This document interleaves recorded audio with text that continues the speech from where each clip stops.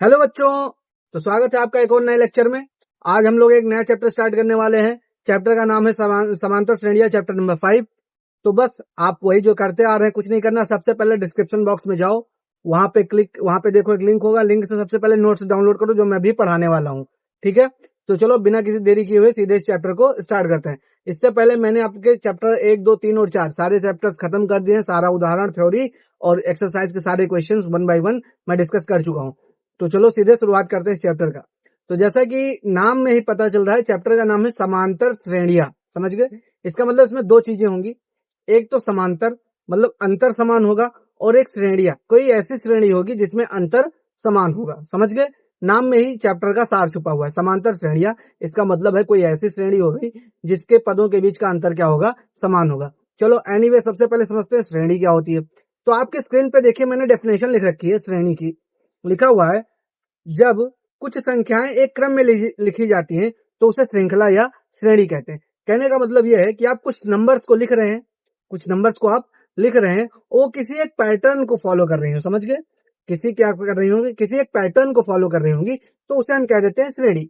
जैसे कि यहाँ पे मैंने कुछ एग्जांपल्स लिख रखे हैं, आप अगर चेक करेंगे तो यहाँ पे लिख रहा हुआ है उदाहरण नंबर पहले में लिखा हुआ है 2, 4, 6, 8, 10। एक मिनट में पेन की थोड़ा सा स्ट्रोक जो है वो थोड़ा सा कम कर देता हूं ताकि और अच्छा रहे। ये मैं नियर अबाउट 9 कर देता हूं। तो सबसे पहले हम उदाहरण अगर आप देखें तो पहले उदाहरण जो आपको दिख रहा है, इसमें जब आप चेक करेंगे तो लिखा हुआ है 2, 2 के बाद 4, 4 के बाद 6, 6 के बाद 8 और 8 के बाद क्या लिखा हुआ है, 10 लिखा हुआ है। इससे निष्कर्ष क्या निकला?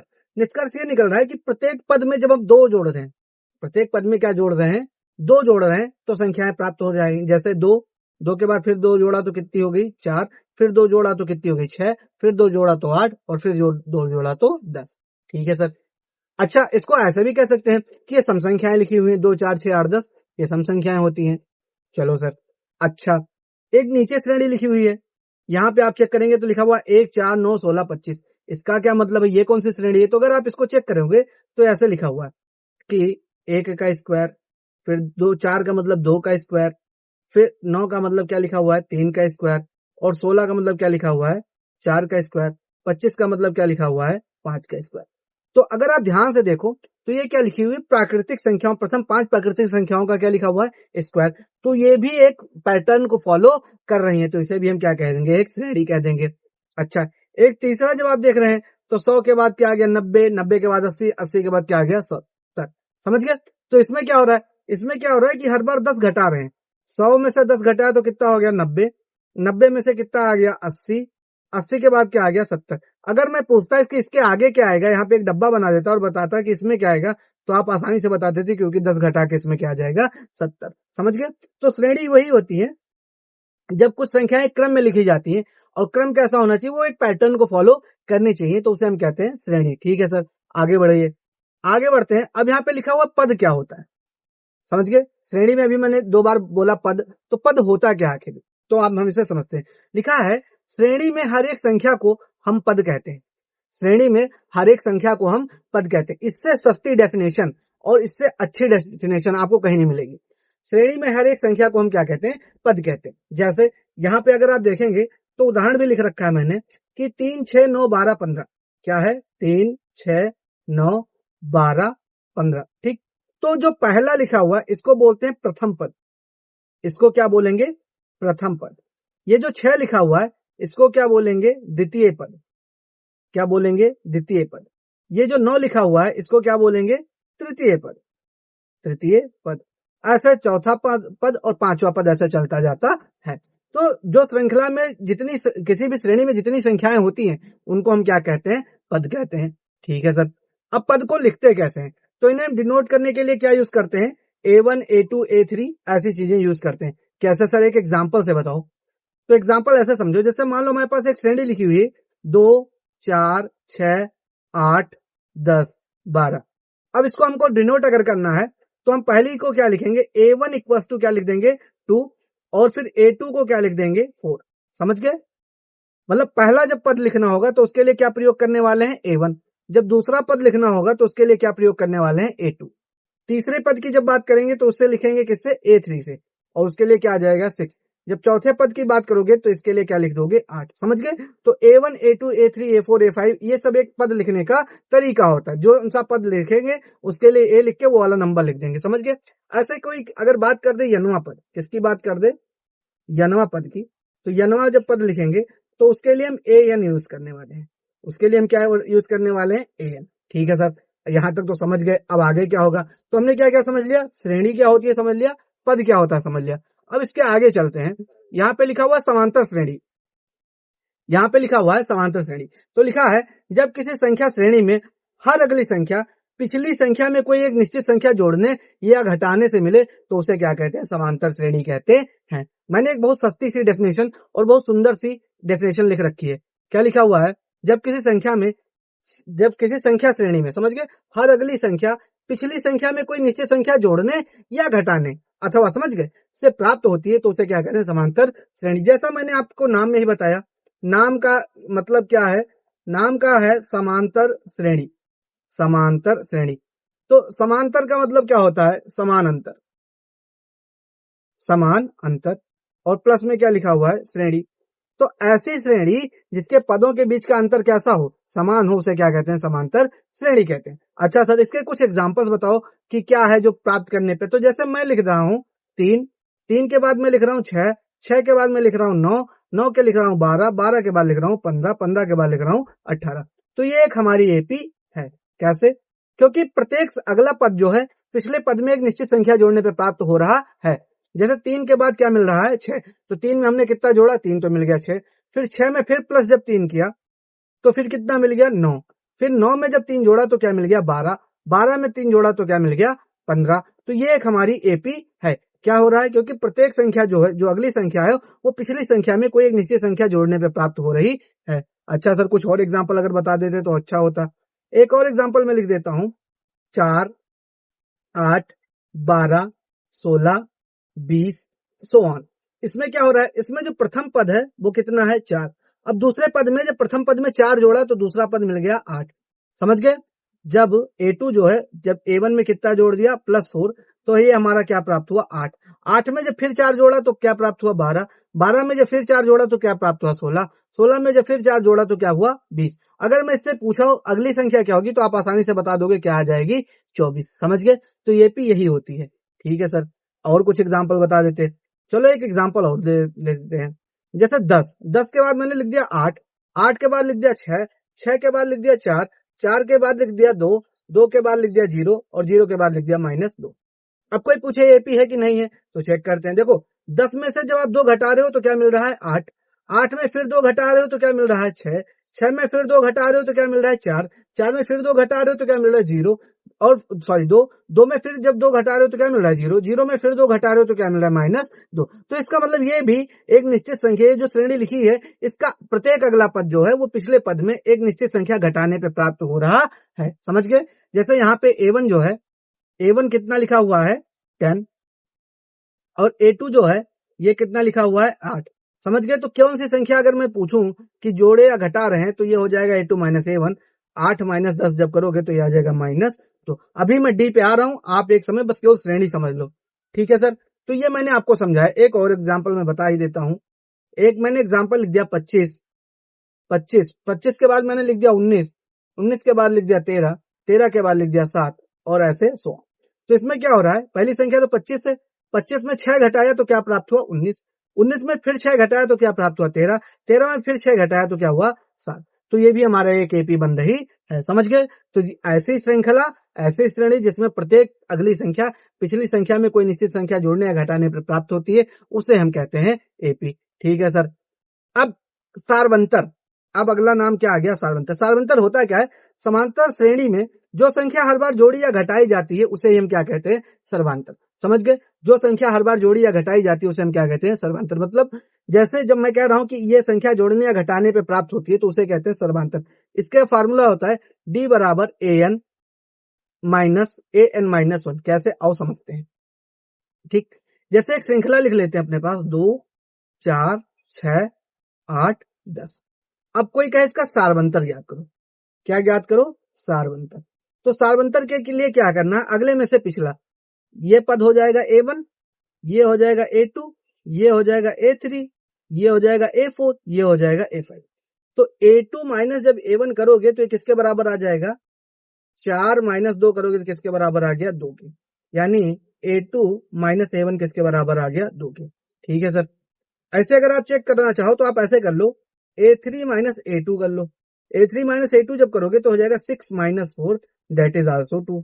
इसका मतलब A3 माइनस A2 भी किसके बराबर आ गया? 2 के बराबर हो गया। अच्छा सर, एक काम करते हैं, A4 माइनस A3 करके चेक कर लेते हैं। A4 माइनस A3 करोगे जब, तो A4 है 8, तो यहाँ पे हो जाएगा 8 माइनस 6, ये भी कितना आ गया? 2। समझ गए? तो हर अगला संख्या, डी का फार्मूला क्या हो गया? डी की फार्मूला हो गया an माइनस an माइनस 1। मतलब अगली संख्या माइनस पिछली संख्या जब करोगे तो ये किसके बराबर आ जाएगा? सार्वंतर के बराबर आ जाएगा। इसे ही हम डी कहते हैं। जैसे जो संख्या हम डिस्कस कर रहे थे, इसमें डी की वैल्यू कितनी आ गई? 2 आ गई। ठीक है सर। अच्छा, अब सार्वंतर की एक खास बात है। ठीक, खास बात क्या है? यहाँ पे अगर मैं नोट की बात करूं कि ठीक, सार्वंतर जो है, सार्वंतर कैसा कैसा हो सकता है? धनात्मक, ऋणात्मक, अथवा शून्य हो सकता है।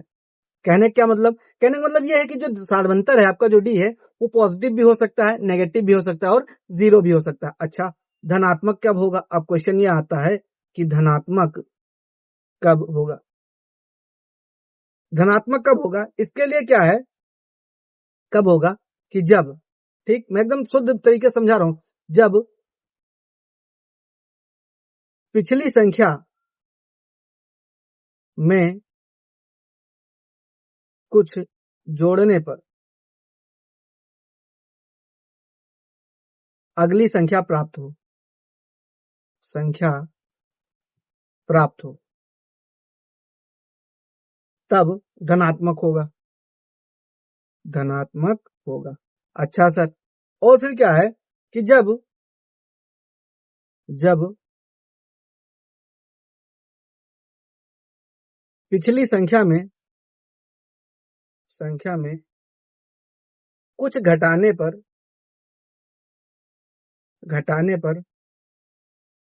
अगली संख्या प्राप्त हो,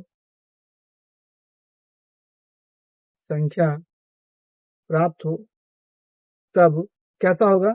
इस स्थिति में कैसा हो जाएगा? ऋणात्मक। ठीक, समझ गए? तो जो डी है ये हमारा ग्रेटर देन जीरो हो सकता है, डी हमारा लेस देन जीरो हो सकता है, और डी हमारा जीरो के बराबर हो सकता है। ठीक है सर। ये जीरो के बराबर वाला अगर एक एग्जाम्पल बता दे तो अच्छा रहता। जैसे मान लो लिख दिया 2,2,2, समझ गए? तो पूछो ये एपी है कि नहीं है? है, क्योंकि हर एक संख्या में कुछ नहीं जोड़ने पे अगली प्राप्त हो रही, तो इस वाले में डी क्या आ जाता है? जीरो आ जाता है। अच्छा सर, अब चलते हैं समांतर श्रेणी के व्यापक रूप की तरफ। तो अब आइए समांतर श्रेणी का व्यापक रूप देखते हैं। व्यापक रूप का मतलब यह है कि जब हम क्वेश्चंस करेंगे तो उसमें अप्लाई कैसे करना है। तो उसके लिए करते क्या है, अगर, ठीक, यहां पे मैंने लिख रखा है लेकिन मैं सबसे पहले बताता हूं कि अगर किसी समांतर श्रेणी का प्रथम पद ए है तथा सार्वंतर डी, ठीक, तो हम कैसे मानते हैं श्रेणी को? ए में मानेंगे, फिर अगला पद क्या होगा? डी जोड़ देंगे, फिर उससे अगला पद निकालना है तो उसमें एक और डी जोड़ दो, उससे अगला पद निकालना है तो एक और डी जोड़ दो, और ऐसे सोआन चलते रहो। और लास्ट में जो एनवा पद होता है उसमें A plus N minus 1 into D आता है। अगर आपको ये समझना है कि ये कैसे आता है, ठीक, ये कैसे आता है A plus N minus 1 into D, तो इसके लिए एक लेक्चर रुकना पड़ेगा। जब आपकी 5.2 एक्सरसाइज पढ़ाएंगे तो उसके पहले हम लोग प्रूफ करेंगे कैसे आता है, समझिए। तो अभी के लिए आपको ये समझना है कि व्यापक रूप ऐसे मानते हैं। ठीक, तो अगर मान लेते हैं कि अब यहाँ पे क्वेश्चन बनता है, क्वेश्चन ये बनता है कि यदि किसी समांतर श्रेणी का शॉर्टकट क्या होता है? एपी। यदि किसी एपी का प्रथम पद 2 है तथा सार्वंतर 3 है तो एपी के 5 पद लिखिए। प्रथम 5 पद लिखिए। प्रथम 5 पद लिखिए। ठीक है सर, आइए इसे लिख देते हैं। क्या है, क्या करना है कि प्रथम 5 पद लिखना है। तो हम तो जानते हैं पहला पद लिखो, तो पहला पद कितना है, 2 है, और सार्वंतर कितना है, 3, तो अगले में 2 में 3 बढ़ा दो, 2 + 3 कर दो। अगले में क्या करो, 2 + 3 में 2 से गुणा कर दो, फिर 3D कर दो, यानी 2 + 3D हो जाएगा। और उसके बाद फिर यहाँ पे कॉमा लगेगा सब जगह, फिर कॉमा लगाओ, 2 + 3 × 4 कर दो। बस ऐसे ऐसे लिखते चले जाओ। तो ये बनेगा क्या, ये बन जाएगा 2, 2 के बाद क्या बन जाएगा 5, 5 के बाद क्या बन जाएगा, 3 दूनी 6, 2 कितना बन जाएगा 8, 8 के बाद सॉरी ये 8, 8 के बाद क्या बन जाएगा 11, 11 के बाद क्या बन जाएगा 14, 14 के बाद क्या बन जाएगा 17, ऐसे बन जाएगा एपी। ठीक, तो ये हो गया हमारा। अब आती है परिमित समांतर श्रेणी। ठीक, क्या लिखा है, जिस एपी में पदों की संख्या गिनी जा सके, यानी जिसका एक अंत हो, उसे हम क्या कहते हैं, परिमित समांतर श्रेणी कहते हैं। मतलब ऐसी श्रेणी जिसके पदों की संख्या आप क्या करें, गिन पाए। जैसे यहाँ पे मैं क्या करता हूँ, उदाहरण बताता हूँ। उदाहरण कैसे, जैसे लिखा है 2, 4, 6, 8, 10। ठीक, तो इसमें कितने पद हैं, 5। कितने पद हैं, 5, आप गिन सकते हैं 5 पद। तो ये कौन सी हो जाएगी, परिमित। ठीक, देख लिया 3, 7, 11, 15, 19, 3, 4, 7, 4, 11, 4, 15, 4, 19, 23, 27। ये कैसे हैं, तो ये इसमें कितने पद हैं, 1, 2, 3, 4, 5, 6, 7। इसमें कितने पद हैं, 7 पद। तो ये कौन सी श्रेणी हो जाएगी हमारी, परिमित, जिसमें आप पदों की संख्या को क्या कर सके, गिन सके, उसे हम क्या बोलते हैं, परिमित समांतर श्रेणी। अच्छा सर, एक होती है अपरिमित समांतर श्रेणी। अब अपरिमित समांतर श्रेणी क्या है, जिस एपी में पदों की कोई गिनती ना हो, यानी जो श्रेणी अंतहीन हो, उसे हम क्या कहते हैं, अपरिमित समांतर श्रेणी कहते हैं। इसमें कैसे एग्जांपल, जैसे मान लो लिख दिया 2, 4, 6, 8, 10 और उसके बाद ऐसे डॉट डॉट डॉट डॉट लगा दिया, समझ गए। तो अब इसमें आप पद नहीं गिन सकते क्योंकि अनंत टाइप के पद हैं, बहुत सारे पद हैं, तो इसे क्या कहते हैं, अपरिमित। जैसे कि 10, 8, 6, 4, 2, 0, -2, -4 100। तो ये कैसी हो जाएगी, हमारी अपरिमित श्रेणी हो जाएगी। ठीक, तो ये रही हमारी पूरी समांतर श्रेणी की थ्योरी। इससे बेहतर तरीके को आपको कोई नहीं समझा पाएगा। हम आपसे मिलते हैं अगले लेक्चर में। तब तक के लिए आप क्या करो, इस वीडियो को शेयर करो अपने दोस्तों के साथ, वो भी सीखें। पीडीएफ को डाउनलोड करके शेयर करो, मस्त गर्दा मचा दो। मिलते हैं अगले वीडियो में, तब तक के लिए बाय बाय।